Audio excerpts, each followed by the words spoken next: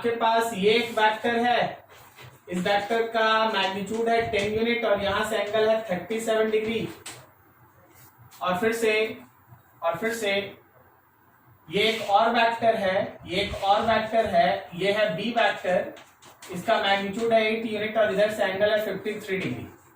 बोला गया रिजल्टेंट निकालो। क्लियर है? ऐसा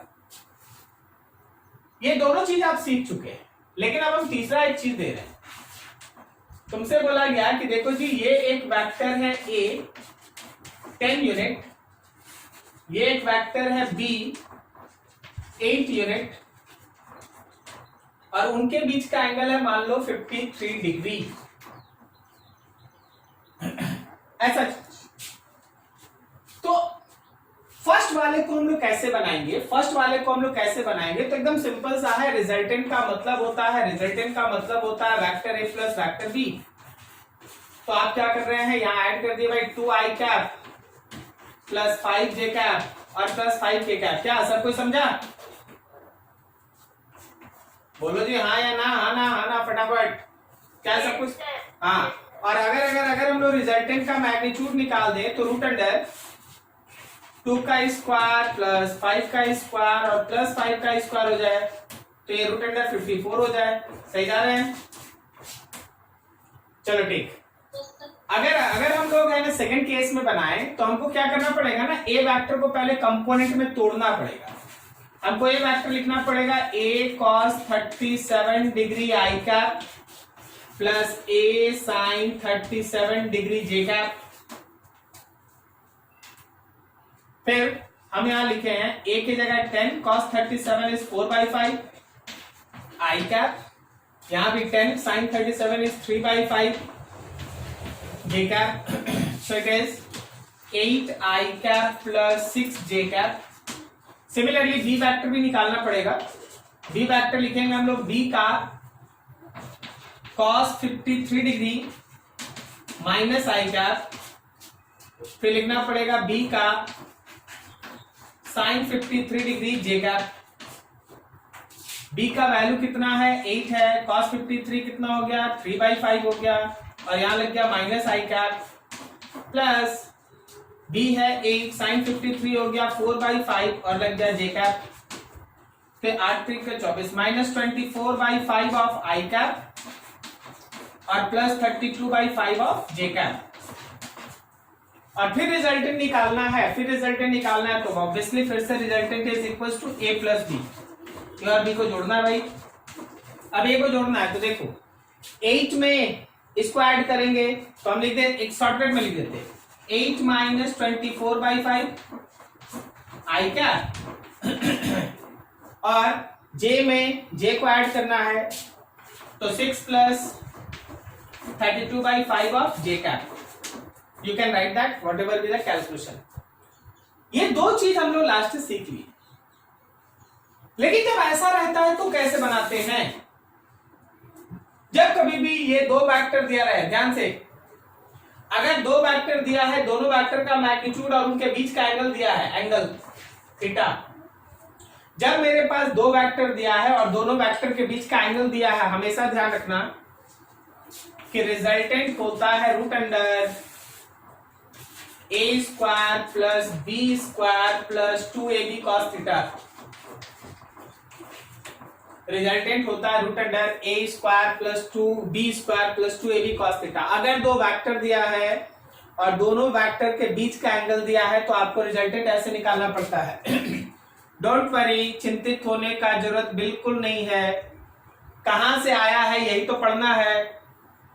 हम तो आपको बता रहे हैं कि देखो हम लोग तीसरा चीज आज सीखेंगे, root under A square plus B square plus 2ab cos theta.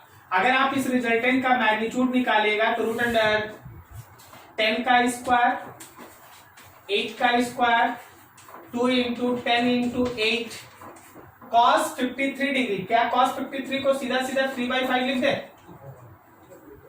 तो 5 से ये कटा 2 टाइम्स हो गया ये रूट अंडर 10 का स्क्वायर 100 8 का स्क्वायर 64 प्लस 2 to 4 और 8 और 3 96 और दिस इज अंडर रूट 260 ये रहा रिजल्टेंट का मैग्नीट्यूड, ये मैग्नीट्यूड है, मैग्नीट्यूड को ऐसे लिखा है 260।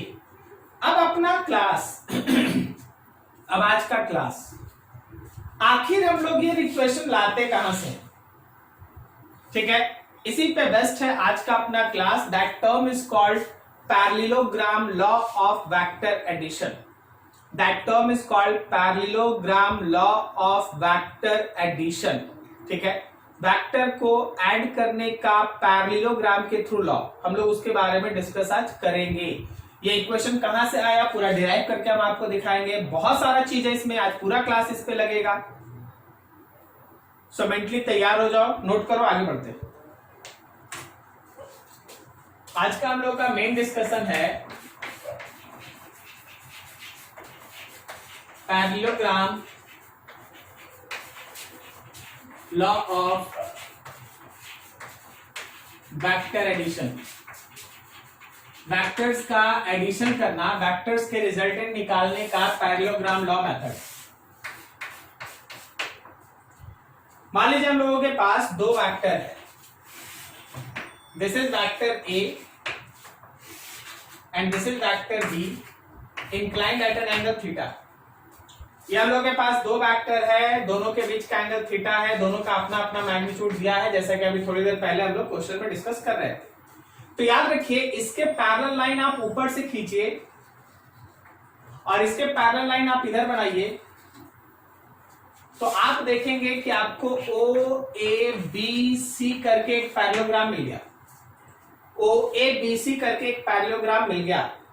इस पैरेललोग्राम का जो डायगोनल होता है, इस पैरेललोग्राम का जो डायगोनल होता है वो इन वेक्टर्स के रिजल्टेंट को रिप्रेजेंट करता है। इस पैरेललोग्राम का जो डायगोनल है OC vector is actually resultant vector which is A plus B vector. Resultant vector मतलब ए प्लस बी वेक्टर। अब देखो, जब आप ओसी को देख रहे हैं, ओसी को देख रहे हैं तो उसका एक लेंथ है, ओसी का लेंथ, मैग्नीट्यूड ऑफ ओसी मतलब length of diagonal, length of diagonal, जो डायगोनल का लेंथ होगा वो ओसी वेक्टर, कहने का मतलब रिजल्टेंट वेक्टर का मैग्नीट्यूड बताएगा। रिजल्टेंट वेक्टर का मैग्नीट्यूड मतलब ये लेंथ, और arrowhead, arrowhead of OC vector gives direction, gives direction of resultant. जब कभी भी दो वेक्टर किसी पैरेललोग्राम के, लाइन सुनिएगा, ये स्टेटमेंट है, लिखने के लिए आता है, हम अभी लिख देंगे। जब कभी भी दो वेक्टर किसी पैरेललोग्राम के दो एडजेसेंट साइड्स को रिप्रेजेंट करे, अगर दो वेक्टर किसी पैरेललोग्राम के दो एडजेसेंट साइड्स को रिप्रेजेंट करता है, तो उस पैरेललोग्राम का जो डायगोनल है, उस पैरेललोग्राम का जो डायगोनल है वो उन वेक्टर्स के रिजल्टेंट को रिप्रेजेंट करता है in terms of magnitude as well as direction. Magnitude मतलब उसका लेंथ और डायरेक्शन मतलब उसके हेड का डायरेक्शन, हेड का डायरेक्शन। क्या आपको ये लाइन समझ में आया, कॉन्सेप्ट समझ में आया? ठीक है। अब देखो जरा ध्यान से, हम स्टेटमेंट लिख दें क्योंकि ये स्टेटमेंट लिखने के लिए कभी कभी आ जाता है।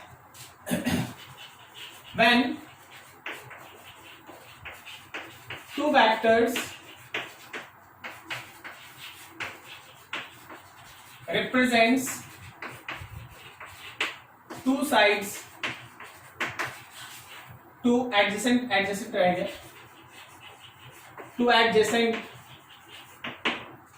sides of any parallelogram, then diagonal of that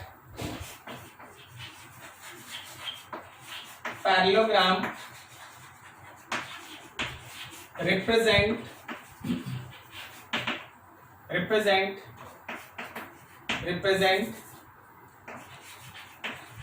their resultant in terms of magnitude as well as direction। Magnitude as well as direction. तो ये स्टेटमेंट, अगर दो वेक्टर किसी पैरेललोग्राम के दो एडजेसेंट साइड्स को रिप्रेजेंट करता है तो उसका जो डायगोनल होगा उन वेक्टर्स के रिजल्टेंट को रिप्रेजेंट करेगा मैग्नीट्यूड और डायरेक्शन दोनों के टर्म में। तो हम लोग एक एक करके कैलकुलेशन करते हैं। कैलकुलेशन फॉर थोड़ा पढ़ो तो ये क्या लिखा है, ये क्या लिखा, हम लोग किसका कैलकुलेशन करने जा रहे हैं? Magnitude of resultant. Very good. Magnitude of resultant दिखाने का मतलब बार बार इतना लिखने का जरूरत नहीं, केवल आर भी लिख देगा तो भी हो जाएगा, ठीक है। और ये कुछ और नहीं है, ये है लेंथ ऑफ ओसी, ये बस ओसी का लेंथ है। ओ से सी तक का लेंथ निकाल लीजिए, आपको मैग्नीट्यूड मिल जाएगा। अब ओ से सी तक का लेंथ के लिए हम थोड़ा सा काम कर रहे हैं, उस काम को समझना। देख भाई, इसको थोड़ा सा आगे बढ़ा इसे, और यहां से एक परपेंडिकुलर डाल, ये परपेंडिकुलर पॉइंट मान लो एम है, ये पूरा एंगल थीटा है, तो ये एंगल भी थीटा है। ये साइड का लेंथ अगर बी है तो ये साइड भी बी है। क्या सही जा रहे हैं? सही है ना? कोई हमको बता सकता है क्या? कोई हमको देख के बता सकता है, अगर ये बी है और ये थीटा है तो क्या ये बी का साइन थीटा है और ये वाला टर्म बी का कॉस थीटा? सबको समझ में आया क्या? शायद नहीं। कर लेते हैं, मान लो किसी को नहीं आया, हम उसके लिए कर लेते हैं काम। जरा गौर करना, इन ट्रायंगल, कौन सा ट्रायंगल? तो ACM, see that cos theta आप लिखेंगे तो आप लिखेंगे बेस AM और हाइपोटेनस AC। तो यहां से आपको मिलेगा AM is equals to AC का cos थीटा, मतलब B cos थीटा। और अगर आप इसी में sin थीटा लिखेंगे तो आप परपेंडिकुलर लिखेंगे CM और आप बेस हाइपोटेनस लिखेंगे AC। तो यहां से आपको मिलेगा CM is equals to AC का sin थीटा, AC का मतलब हो गया B sin थीटा। तो आप ऐसे सोच सकते हैं, तो डायरेक्ट लिख सकते हैं। अभी तक आप कंपोनेंट देख चुके हैं, तो आप डायरेक्ट लिख सकते हैं। दोनों आ गया। अब आप आइए, इन ट्रायंगल OMC, OMC को गौर से देखो। OMC को अगर तुम देखेगा तो OC उसका हाइपोटेनस है ना? Yes sir. तो हाइपोटेनस को अगर हम लिखेंगे तो क्या हम लिख सकते हैं कि उसका बेस है OM का स्क्वायर और उसका परपेंडिकुलर है MC का स्क्वायर और उसका पूरा रूट। सही है ना? Perpendicular square plus base square का रूट, ठीक है। चलिए वैल्यू पुट करते हैं। OC का मतलब हो गया रिजल्टेंट, रूट डाल दिए यहां। OM, O से M तक मतलब A plus B cos theta, O से लेके M तक मतलब A plus B cos theta, A plus B cos theta का स्क्वायर, और MC या CM कितना? B साइन थीटा का square. So resultant R is under root A square plus B square cos square theta plus 2AB cos theta plus यहां वाला B square sine square theta, B square sine square theta. So that resultant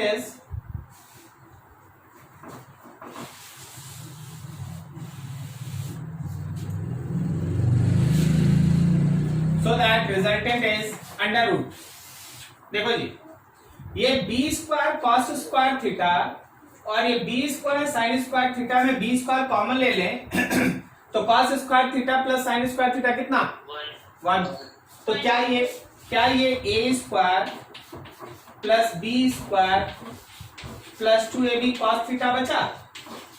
yes sir. यही तो हम लोग अभी थोड़ी देर पहले लिखे थे कि रिजल्टेंट होगा root under A square plus B square plus 2AB cos theta. ये तो इसका रिजल्टेंट है,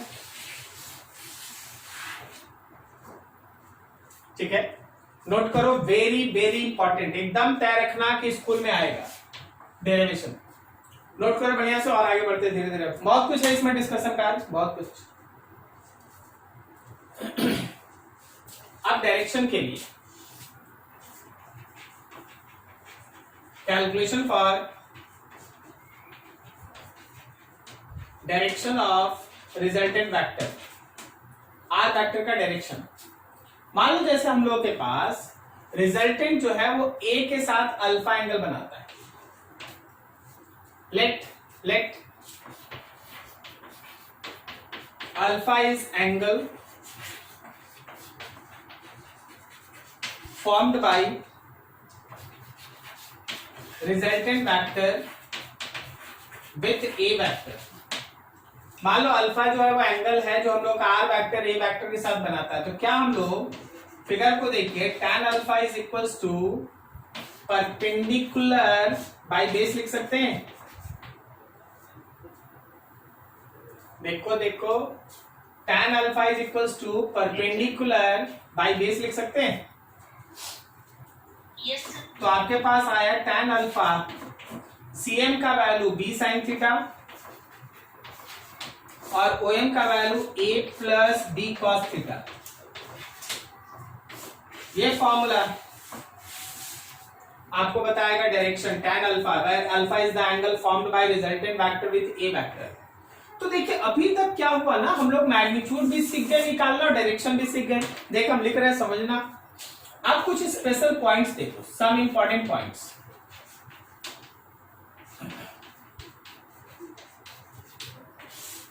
सबसे पहला चीज, आज के बाद कभी भी दो वेक्टर, मान लो जैसे ये ए वेक्टर है, ये बी वेक्टर है और उनके बीच का एंगल थीटा है, तो याद रखिएगा कि रिजल्टेंट का मैग्नीट्यूड होगा root under A square plus B square plus 2ab cos theta. सीधा यूज करना, ओके ठीक है। और रिजल्टेंट का डायरेक्शन बनाने के लिए, देखो डायरेक्शन बनाने के लिए तरीका देखो, हम ऐसा बनाए ना, टेढ़ा ए के पैरेलल लाइन खींचेंगे, बी के पैरेलल लाइन खींचेंगे, ये जो डायगोनल होगा यही मेरा रिजल्टेंट होगा। और मान लो ये एंगल बनाया अल्फा, ए के साथ अल्फा, तो डायरेक्शन के लिए हम लोग यूज करेंगे tan alpha is equals to b sin theta by a plus b cos theta. ठीक है, चलो एक और फिगर दिखाते हैं। मान लो जैसे हम लोगों के पास, हम अभी थोड़ा आपको यूज टू करना चाहते हैं इस फॉर्मूला के साथ, इसलिए देखिए हम एटपटान सा फिगर बना रहे हैं। एक इधर मान ले p वेक्टर और एक मान ले इधर है q वेक्टर। हम चलो भाई रिजल्टेंट निकालो, इनके बीच का एंगल है थीटा, तो आप रिजल्टेंट का मैग्नीट्यूड वैसे ही निकालेंगे, लेकिन अब देखिए यही दोनों फॉर्मूला यूज होगा, हाँ, लेकिन हम लिख रहे हैं कैसे बोलते, इसके पैरेलल लाइन इधर खींचे और इस p के पैरेलल लाइन इधर खींचे, तो ये जो हम लोगों का हुआ ये हो गया इसका रिजल्टेंट। क्लियर है जी? अब मान लीजिए रिजल्टेंट अगर हम मैग्नीट्यूड लिखना पड़ा तो हम लिखेंगे अंडर रूट p का स्क्वायर q का square plus 2p q cos theta, ये रिजल्टेंट। अब मान लो ये रिजल्टेंट जो है वो p वेक्टर के साथ अल्फा बना रहा है, किसके साथ, p वेक्टर के साथ अल्फा। तुम जरा देखना, a के साथ अगर अल्फा बनाया तो a अकेले है, समझा? तो सर यहां क्या, p के साथ अल्फा बना रहा, देख फॉर्मूला देख, then tan alpha is q sin theta by p plus q cos theta. आपको समझ में आया क्या दिखाना चाहते हैं? Yes, sir. जिस वेक्टर के साथ आप एंगल लिखिएगा उसमें ना साइन है ना कॉस, वो अकेले लिखा हुआ, ठीक है। तो भाई ऐसे काम करना है, मैग्नीट्यूड निकालना है। अब कुछ और भी इसमें पॉइंट्स है, उसको जरा देखा जाए और सीखा जाए, थोड़ा समझना। मान लो third, if two vectors are in same direction, अगर दो वेक्टर सेम डायरेक्शन में, मान लो जैसे जिस डायरेक्शन में मेरा a है उसी डायरेक्शन में b भी है, इसका मतलब a और b के बीच का एंगल है 0 डिग्री। क्या ठीक बोले? मान लो एक वेक्टर इधर है और दूसरा वेक्टर भी उसी के साथ पैरेलल है, तो दोनों के बीच का एंगल 0 है ना। Yes, sir. तो आप जब रिजल्टेंट लिखते हैं फॉर्मूला होता है root under A square plus B square plus 2ab cos 0 degree. So R is under root A square plus B square plus 2ab। So R is under root A plus B का whole square, square और root cancel, तो resultant आया a plus B. मतलब दो vector अगर parallel है, एक ही direction में है, तो रिजल्टेंट के लिए ज्यादा दिमाग मत लगाइए, सीधा जोड़ दीजिए। अगर एक वेक्टर का मैग्नीट्यूड है 3 और एक वेक्टर का मैग्नीट्यूड है सपोज 7, एक वेक्टर का मैग्नीट्यूड है 3 और एक वेक्टर का मैग्नीट्यूड है 7 और दोनों एक ही डायरेक्शन में है, तो रिजल्टेंट कितना है? 10। कोई ज्यादा इधर उधर का कॉम्प्लिकेशन नहीं, सीधा रिजल्टेंट कितना है? 10 है। क्लियर है? ये याद रखना, दो वेक्टर के बीच का ये मैक्सिमम रिजल्टेंट होता है, मैक्सिमम रिजल्टेंट 10, उससे a प्लस बी, उससे ज्यादा नहीं होगा। फोर्थ पॉइंट देखना, if two vectors are in opposite direction, अगर दो वेक्टर अपोजिट डायरेक्शन में है, मतलब a आगे है b पीछे है, दोनों के बीच का एंगल 180 डिग्री है, 180 डिग्री। अगर ऐसा है तो आप रिजल्टेंट लिखेंगे under root A square plus B square plus 2ab cos 180। कोई आप में से हमको बताएगा क्या कि cos 180 का वैल्यू कितना? -1। Very good. Then r is under root A square plus B square -2ab होगा। So it is under root a minus B का स्क्वायर। अब स्क्वायर और रूट है, दोनों कैंसिल, तो रिजल्टेंट हो गया a माइनस बी। समझना, अगर दो वेक्टर सेम डायरेक्शन में होता है तो रिजल्टेंट है a प्लस बी। अगर दो वेक्टर अपोजिट डायरेक्शन में है तो रिजल्टेंट होता है a माइनस बी। याद रखिएगा कि ये रिजल्टेंट का सबसे छोटा वैल्यू है, मिनिमम, और ये रिजल्टेंट का सबसे बड़ा वैल्यू है। ठीक है? मतलब है कुछ, पहले आप इसको नोट कीजिए, हम इसमें और आगे ऐड करते। एक एक लाइन समझना, कहीं भी दिक्कत बताना। ठीक है?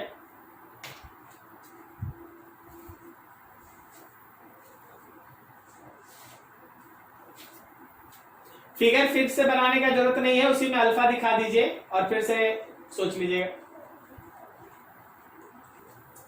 नेक्स्ट देखना, फोर्थ पॉइंट लिख दिए थे, फिफ्थ पॉइंट देखो। If two vectors are perpendicular, अगर दो वेक्टर परपेंडिकुलर हुआ, मान लो ए वेक्टर है और बी वेक्टर है, दोनों के बीच का एंगल है 90, थीटा इज 90 डिग्री। तो ऑब्वियसली आप जानते हैं कि cos 90 का वैल्यू कितना होता है? 0। तो क्या हम लोग रिजल्टेंट में लिखेंगे A square plus B square plus 2ab cos 90। cos 90 0 होने से पूरा टर्म खत्म, तो अभी आपका रिजल्टेंट होगा root under A square plus B square. मतलब अगर दो वेक्टर परपेंडिकुलर हुआ तो आप डायरेक्टली फॉर्मूला लगाएंगे root under A square plus B square. दो वेक्टर पैरेलल हुआ तो डायरेक्टली आप लिखेंगे ए प्लस बी। दो वेक्टर अगर अपोजिट में हुआ तो आप डायरेक्टली लिखेंगे a माइनस बी। अगर परपेंडिकुलर हुआ तो लिखेंगे root under A square plus B square. इन तीनों को छोड़ के कोई भी एंगल देगा, use that general formula, root under A square plus B square plus 2ab। जैसा एंगल रहेगा उस हिसाब से वैल्यू, जैसा थीटा रहेगा उस हिसाब से वैल्यू पुट करेंगे, सॉल्व करेंगे। ठीक है? थोड़ा और आगे देखना, जो अभी आप सोचे थे, बोले थे। It means it means for two vectors, अगर आप दो वेक्टर लेके चल रहे हैं, a माइनस बी से बड़ा या बराबर होगा रिजल्टेंट, और a प्लस बी से छोटा या बराबर होगा रिजल्टेंट। क्या ये सही जा रहे हैं? a माइनस बी का मतलब है मिनिमम और a प्लस बी का मतलब है मैक्सिमम। ठीक है, तो बीच का जो रिजल्टेंट का वैल्यू है, value of R exist between a minus b and a plus b depends on angle between vectors, depends on angle between vectors। जो रिजल्टेंट है a माइनस बी और a प्लस बी के बीच कहीं होगा, कितना होगा ये इस बात पर डिपेंड करता है कि उनके बीच का एंगल क्या है। क्या सही लिखे? कितना होगा? देख, 7 एक मैग्नीट्यूड है और 3 एक मैग्नीट्यूड है, तो इसका कोई भी रिजल्टेंट क्या 11 हो सकता है? नहीं हो सकता। अच्छा, क्या इसका कोई भी रिजल्टेंट केवल 2 हो सकता है? नहीं हो सकता। मतलब इसका रिजल्टेंट जो भी होगा वो 4 और 10 के बीच होगा। 3 और 7 में 4 और 10 के बीच होगा। सही है ना? ठीक है, अब बता, क्या इसका रिजल्टेंट 5 हो सकता है? हो सकता है। क्या 6 हो सकता है? हाँ हो सकता है। क्या 8 हो सकता है? हाँ हो सकता है। क्या 8.2 हो सकता है? हाँ बिल्कुल हो सकता है। देख, ऑल डिपेंड्स कि उनके बीच का एंगल कैसे आप एडजस्ट कर रहे हैं। सही है? This is called vector algebra. इसको आप वेक्टर अलजेब्रा कहते हैं। ये वेक्टर का एडिशन सब्सट्रैक्शन। क्या यहां तक किसी को दिक्कत समझने में? गुड। अब देखिए, दो वेक्टर लेके हम लोग खास काम करते हैं। 6 के बाद 7 for two vectors of equal magnitude. मान लो मेरे पास ए वेक्टर का मैग्नीट्यूड भी x है और बी वेक्टर का भी मैग्नीट्यूड x है। मेरे पास ए और बी दो वेक्टर है, दोनों वेक्टर का मैग्नीट्यूड सेम है।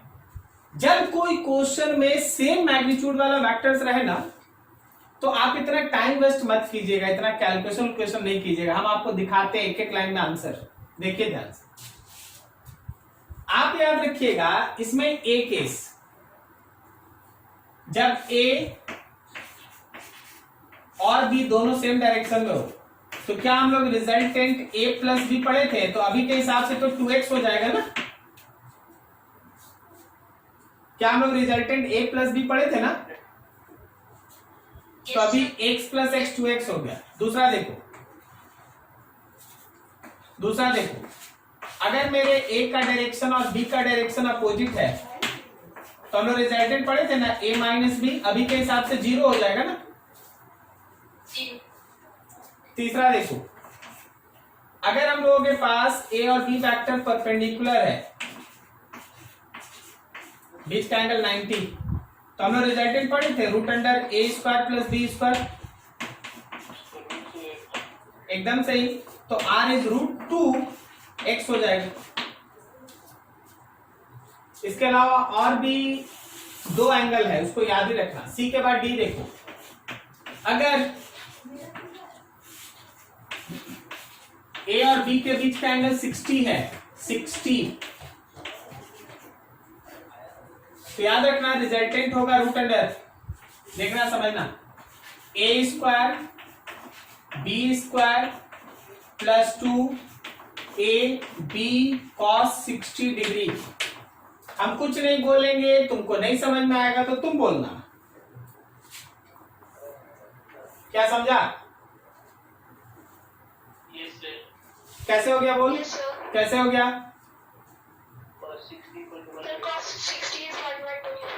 बिल्कुल सही। cos 60 में 1/2 लिख सकते हैं, 2 कट गया, ठीक है। इन्हीं सब का प्रैक्टिस करना है, इन्हीं सब से समय बचता है। एक्स स्क्वायर और एक्स एक्स स्क्वायर, तो ये रिजल्टेंट हो गया √3x²। एक्स को बाहर निकाल दिए तो √3x।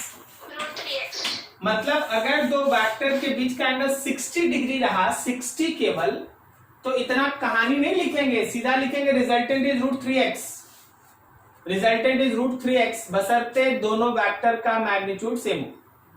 सही है। एक और देखो यूज होने वाला चीज।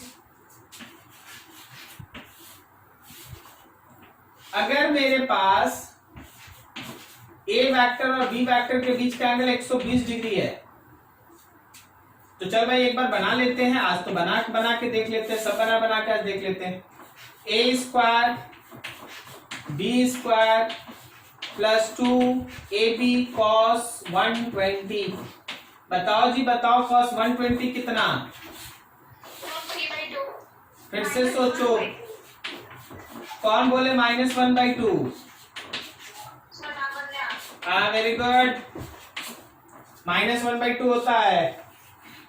तो ये 2 और 2 कटा, -x²। तो रिजल्टेंट हो गया √x² + x² और माइनस भी x²। ये x², क्या रिजल्टेंट x है?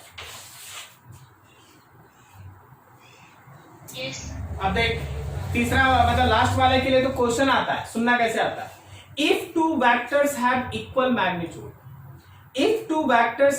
Magnitude, then find the angle between vectors so that the resultant also have same magnitude. Angle is 120। क्या समझ में आया? फिर से सुनो। If two vectors have equal magnitude, then find angle between vectors so that resultant also have same magnitude। यही कहानी हो रहा ना।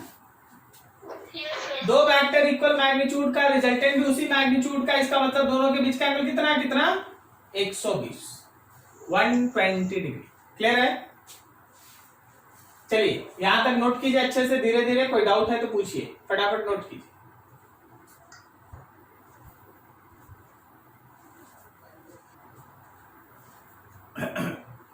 चलो जी आगे देखो। डायरेक्शन के बारे में थोड़ा सा काम करते हैं, और ये बहुत ही खास केस होगा। मान लो जैसे हम लोग के पास ये एक वेक्टर है, ये एक वेक्टर बी है,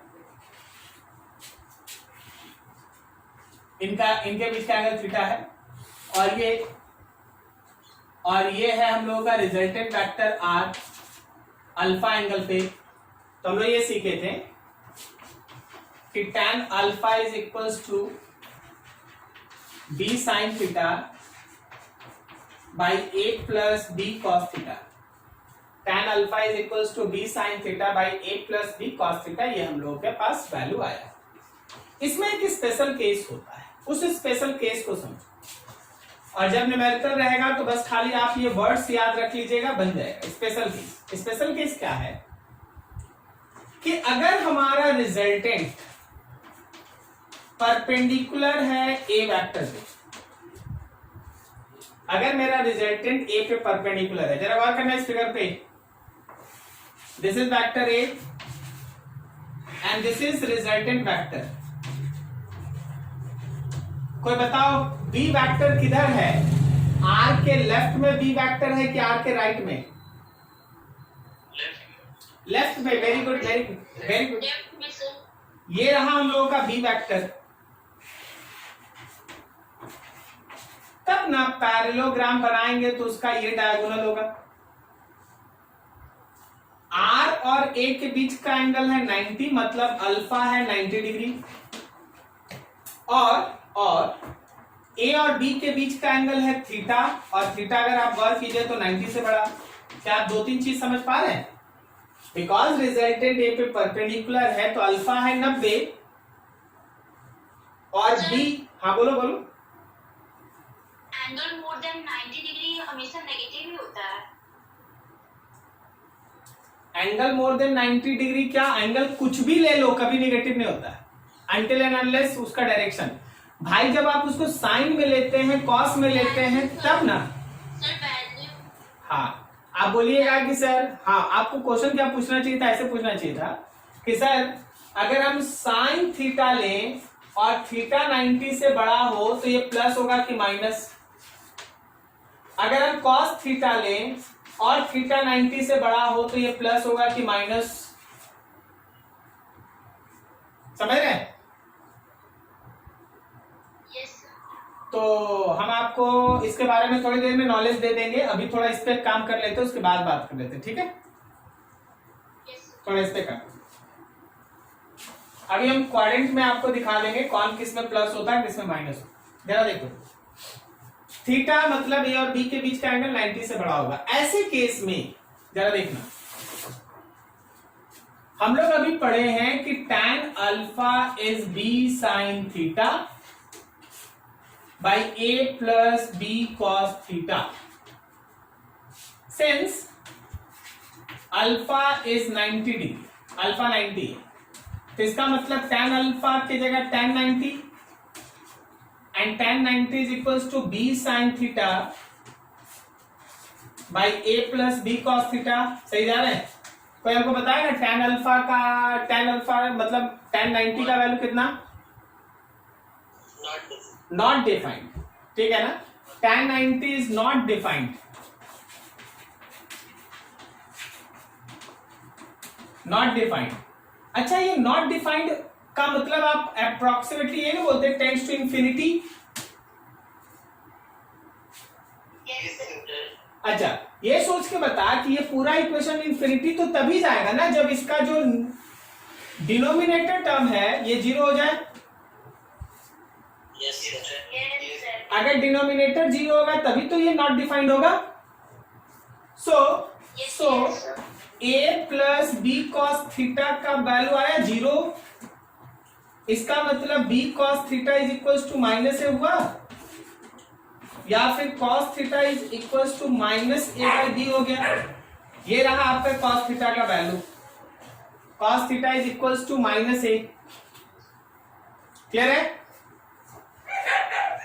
ठीक है, तो अगर कभी भी तुमको ये लाइन दिखाई दे, इस लाइन को थोड़ा सबको एक साथ मिलके बोल देते हैं, इसमें क्या है भाई, बोलो, सोच के देख के बोलो क्या है इसमें?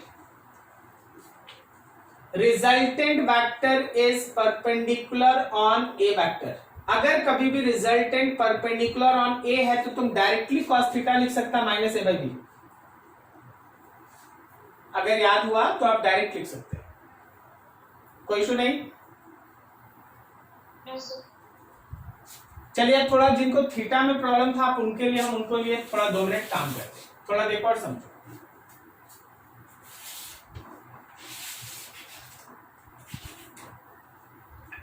ये थीटा है आपका 0 से लेके 90 तक,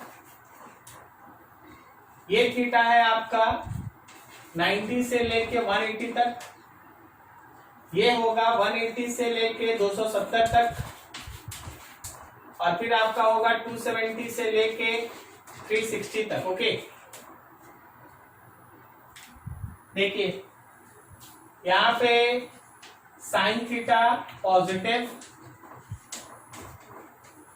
कॉस थीटा भी पॉजिटिव,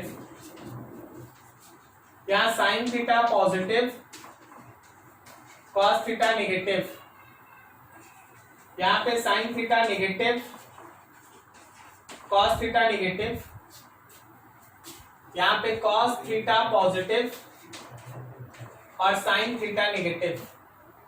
याद रखिएगा जी, ठीक है, काम आएगा आपको। समझ में आया?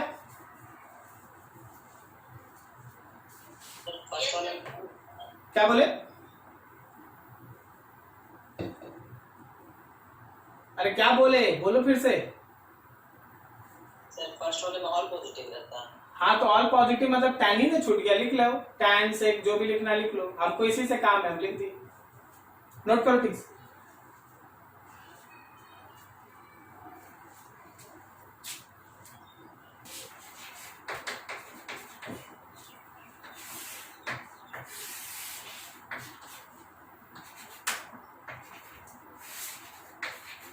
एक वेक्टर है ए, यहां से एंगल है 20 डिग्री, और एक वेक्टर है बी, यहां से एंगल है 110 डिग्री। ठीक है, ए का मैग्नीट्यूड है 10 और बी का मैग्नीट्यूड है 8। तुमसे बोला गया find resulting vector and its direction. Resultant vector बताना और डायरेक्शन बताना है। अभी जरा सोच के बताओ, दोनों वेक्टर्स के बीच का एंगल कितना है? कितना? 90। केवल 90 ना, ये थीटा तो केवल 90 है। तो आप रिजल्टेंट यूज कीजिएगा under root A square plus B square. हम और आगे नहीं लिख रहे हैं, क्यों? क्योंकि हमको मालूम है कि cos 90 वाला टर्म खत्म हो जाता है। क्या सही है? तो रिजल्टेंट हो गया रूट अंडर 10 का स्क्वायर प्लस 8 का square, so it is root under 164। चलो आ गया। डायरेक्शन के लिए tan अल्फा यूज करेंगे। तो चलो भाई पहले एक पैरेललोग्राम बना लो। यहां से ये रहा ए वेक्टर, ये देखो भाई ये रहा हम लोगों का बी वेक्टर। तो ये है ना रिजल्टेंट। मान लीजिए रिजल्टेंट यहां से एंगल बनाता है अल्फा, ए से अल्फा बनाता है, तो क्या लिखे? tan alpha is equal to B sine theta by A plus B cos theta.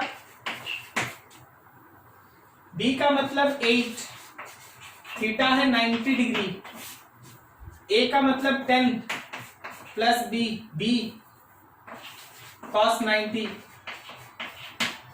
ये cos 90 वाला टर्म 0 हो जाएगा। Yes, sir. तो क्या हम लिखते हैं tan alpha is equal to, और sin 90 वाला टर्म कितना? 1 ना। Yes. तो क्या ये 8/10 आया? 8/10 का मतलब 4/5 आया।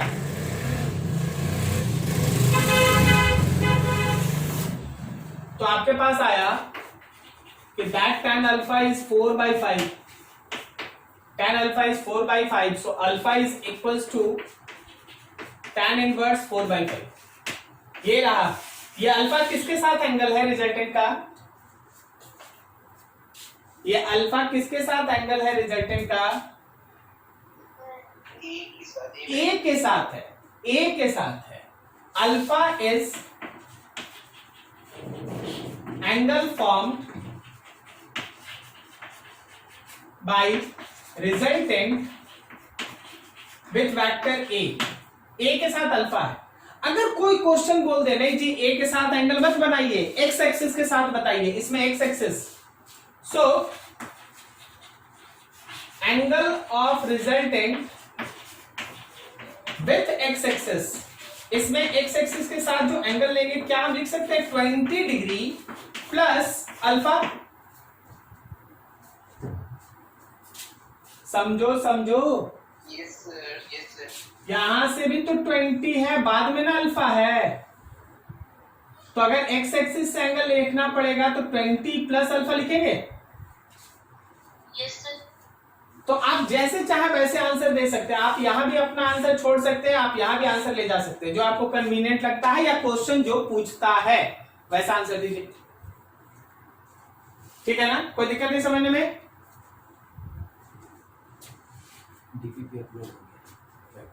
चलो ठीक। अगला देखो, एक क्वेश्चन और करते हैं, एक क्वेश्चन और करते हैं। If maximum and minimum resultant of two vectors are 12 and 20. Find their resultant when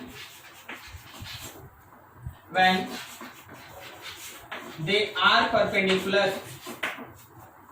question समझो, क्वेश्चन बोला गया मैक्सिमम और मिनिमम रिजल्टेंट दो वेक्टर का 12 है और 20 है, ठीक है। अच्छा, अगर ये कहानी बोल दिया जाए तो क्या हमको ए वेक्टर और बी वेक्टर मिल जाएगा? नहीं समझा? अरे मैक्सिमम रिजल्टेंट का मतलब ए प्लस बी दिया है और मिनिमम रिजल्टेंट का मतलब ए माइनस बी दिया है। क्या बोलता है? सही समझे? Yes, sir. सबको समझ में आया क्या लिखे वहां? Yes. ओ, थोड़ा सा हम ही से गलती हो गया। मैक्सिमम में हम 12 और मिनिमम में 20 लिख दिया। अच्छा, 20 को पहले कर देते, 12 को बाद में। हाँ, मैक्सिमम 20, मिनिमम 12। तो इन दोनों को सॉल्व कर ले यार। ये बी कट गया क्या?